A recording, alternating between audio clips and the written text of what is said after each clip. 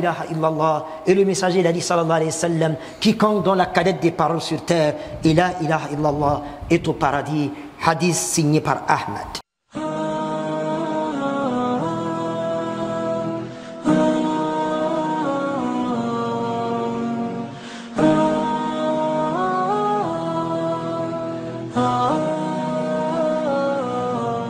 Les louanges, toutes les louanges sont à Allah, qui a marqué tout ce qui est sur la terre et dans les cieux par le sceau de la finitude.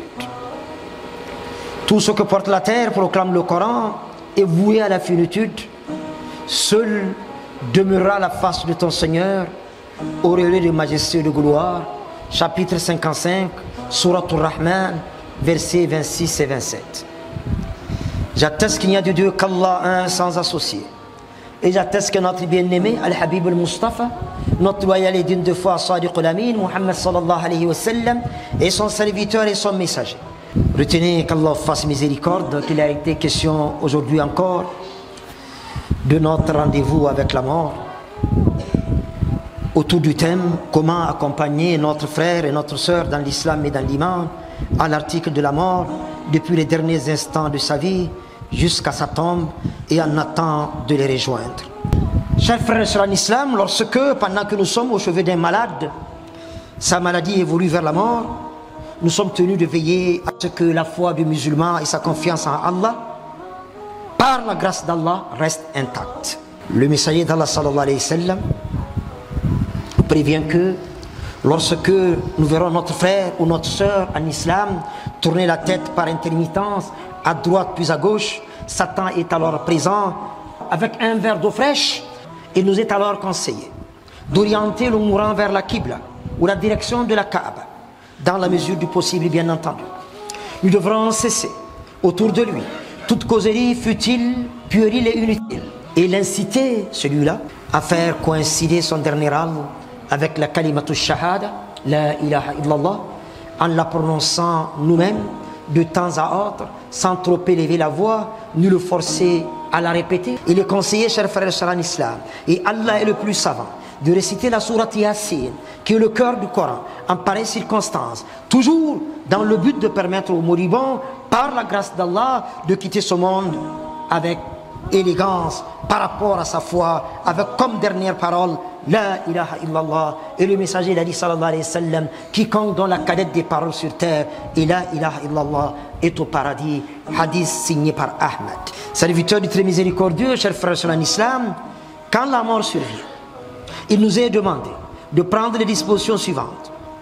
1. Lui fermer délicatement les yeux. 2.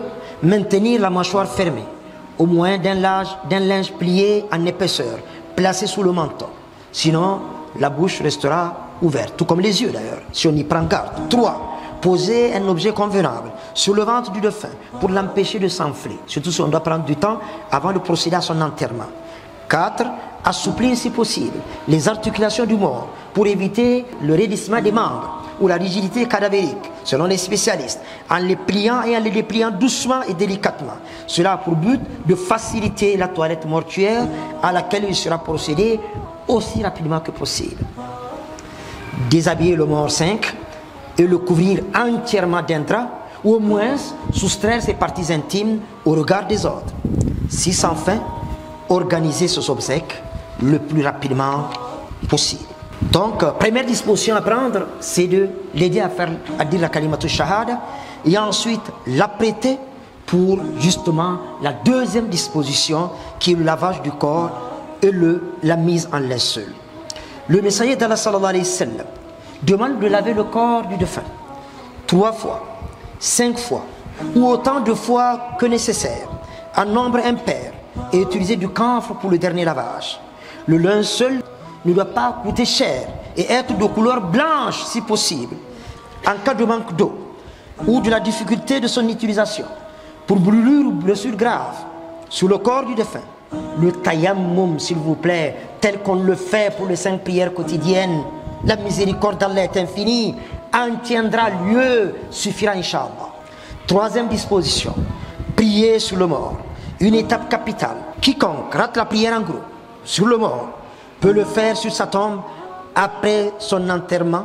Et il est possible, chers frères en islam, d'exécuter la prière de l'absent, salat al-ghaib, pour des personnes décédées ailleurs, comme le messager a eu à le faire pour le négus d'Abyssinie. Quatrième disposition, chers frères en islam, creuser la tombe et procéder à l'enterrement. Serviteur du très glorieux, du très miséricordieux, la sunna commande d'élargir et d'approfondir la tombe, où le mort doit être couché sur son côté droit, la face tournée vers la Qibla, la direction de la Kaaba. La tombe doit être distinguée par une élévation d'un empan de terre ou de pierre pour éviter de la piétiner et indiquer son emplacement au visiteur qui vient saluer le défunt et prier pour lui. Il n'est pas permis d'écrire ni son nom, ni autre chose, comme il n'est pas permis de construire sur elle, de plâtrer ou de carreler sa surface. Il est cependant possible, chers frères en islam, de faire une marque indiquant qui est couché ici, permettant à celui qui lui rend visite de le localiser et de prier pour lui. 5. Plusieurs dispositions en même temps sont à l'affiche au niveau de 5. A. Régler rapidement les dettes du défunt. Dès qu'on retourne du cimetière, première des choses à faire, régler les dettes du défunt assez rapidement. B. Respecter ses dernières volontés contenues dans son testament, aussi longtemps qu'elles ne vont pas à l'encontre des principes directeurs de l'islam. Enfin, dernière disposition, présenter les condoléances. La mort est certes amère, mais elle doit être vécue par le musulman dans la dignité et le silence. C'est surtout aux premières heures de l'épreuve que se manifeste la véritable patience, a dit le messager d'Allah sallallahu alayhi wa sallam. Après, elle a le secours du temps. Serviteur d'Allah, le messager a prévenu sallallahu alayhi wa sallam.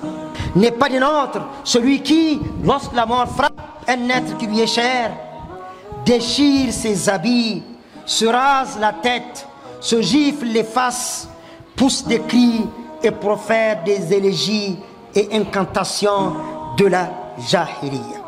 Serviteur du très glorieux, chers frères en islam, retenez enfin qu'il nous est recommandé de préparer à manger et de l'envoyer dans la famille du défunt et non d'aller faire ripaille au crochet des veuves et des orphelins pendant 3, 7, voire 40 jours, tout frais payé. Qu'Allah nous éclaire.